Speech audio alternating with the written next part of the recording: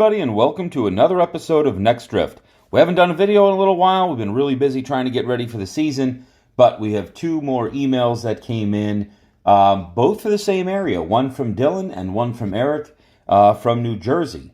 And Dylan's email came in first, so we'll read that one to you. Hey, Captain Justin, I hope you're doing well. I love your videos and was wondering if you could check out the area near Sandy Hook Tip and in the ocean off Seabright for fish like fluke, sea bass, porgy, and blackfish. Thank you so much, Dylan. So let's take a peek at it. This is Sandy Hook Tip. I have never been to this area myself, but it looks pretty awesome. First thing that pops out, you can just tell from the colors on this Navionics map. We have a lot of shallow water, and there's some pretty defined channels. So, let's start right here at the tip itself. You can see this main channel that comes right around the tip of the point. As we get, closer in, we can start to see these contours get real tight. This area right here looks pretty steep. It's got a significant drop off and 42 feet of water right out here next to the main channel. This could be a great spot on the incoming tide, the outgoing tide. I would do a couple drifts right in through here. That looks like a great spot. There's also some holes out here and some different structure that's on the bottom. These spots like this could hold fluke. We've got some pretty cool contours that sit right here. There's probably some rock, I'm going to imagine, right here in this area. I would definitely do a few drifts over this. Lots of cool depth changes, 29 feet, 46 feet. You've got that 47. It's just something different. And that's what I always try to find, is find the little subtle spot that most people would probably just drive right over. We've got another one here, a little depression in the bottom with some pretty cool looking structure on it. This could hold fluke, sea bass, definitely going to hold porgy. Out here you have some sand waves. These are always really good spots, especially for fluke and porgy. Right here at this green channel marker, I can see there's a lot of cool depth changes. 49 feet, 56 feet, 46 feet, and then you're right off here, where we've got some 30 foot depths. This is gonna have fish on it. I mean, it just looks too good. So that's definitely some areas I would check out right around the tip itself. I know there is a naval port in here, so I'm not exactly sure. It says here restricted area, so I'm not sure how far you can go in. I'd have to look at the nautical charts, but just right around the point itself, around this channel, there's going to be a lot of fish. This, to me, looks like a spot, and if we'll zoom out real quick, any types of areas where we have channels and tributaries coming in, usually these, or the mouth of a bay, more often than not, you're going to find that the best bite is going to be on the outgoing tide. The fish are going to position themselves right out here at the mouth of the bay and wait for bait to be washed out of the backwater. And, so any spots like this that are close to the point where predatory fish can use them as ambush points, that's always going to be a great spot. Let's look out here a little bit. We'll kind of follow this channel. This looks like this is obviously the navigational channel. You can see right here, we jump out with a bunch of rocks. You have rocks. You're going to have fluke. You're going to have blackfish or tog. You're going to have fine porgy around. This whole area right here might really be worth a few drifts. Like I said, I'm not exactly sure. This looks like that shallow water fluke type area. Using a 1 ounce or 1.5 ounce bucktail. Just a more shallow water presentation for fluke. I think this could be a great spot.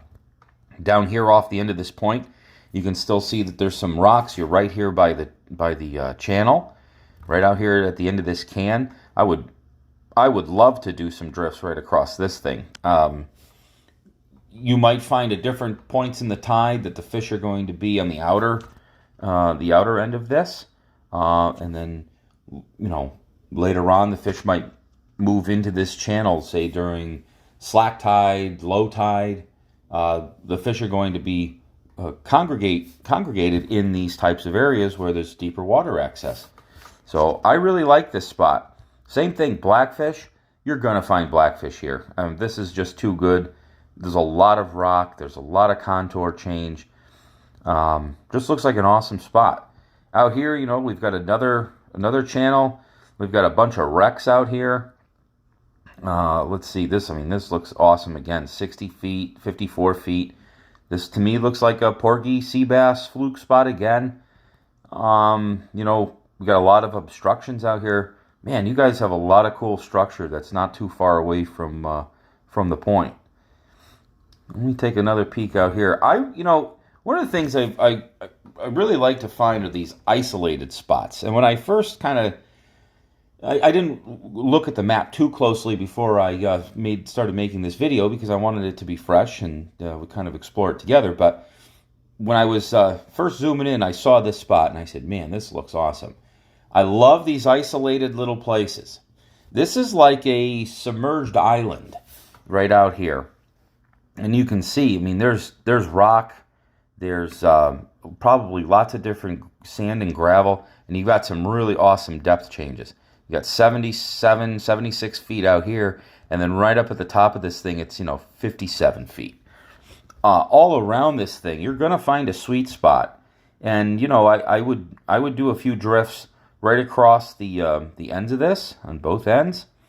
The part that sticks out to me the most is right here, where you can just kind of make out this contour. It's a little point that sticks out off the end of it. This to me looks like a spot where you could probably just hammer on the fluke. This looks very similar to a spot that I fish out at Montauk for fluke. So same type of depth, same type of layout. I like it a lot. Another spot that looks good here is this little point that comes out. You can see this, how this little nub kind of sticks out all by itself right off the side of this point. This is, I have to imagine this is going to have fluke on it. It just looks too good. Probably going to find, obviously, you're going to find sea bass on a spot like this. But this little area right out here looks just awesome. It's the perfect depth. It's the only structure around this whole area, so it's going to attract fish. It's going to attract bait. It's going to attract predatory fish. And so jump on the Navionics app, do a little bit of exploring. But these are definitely some places I would check out. You've got a lot of good looking water here. Even though it's relatively shallow when you first start coming out of that bay, but you're led right out into a bunch of good depths, 74 feet, 88 feet, and then it drops off to 100. You've got some other little humps that come up out here. I'm not too sure how far away this is, but you've definitely got, you guys have a lot of nice water here, and you can see there's a couple fish symbols, so you can see, yeah, that's gonna be, this one writes fish heaven. That's an obvious one. And I'm not opposed to fishing any of the community holes.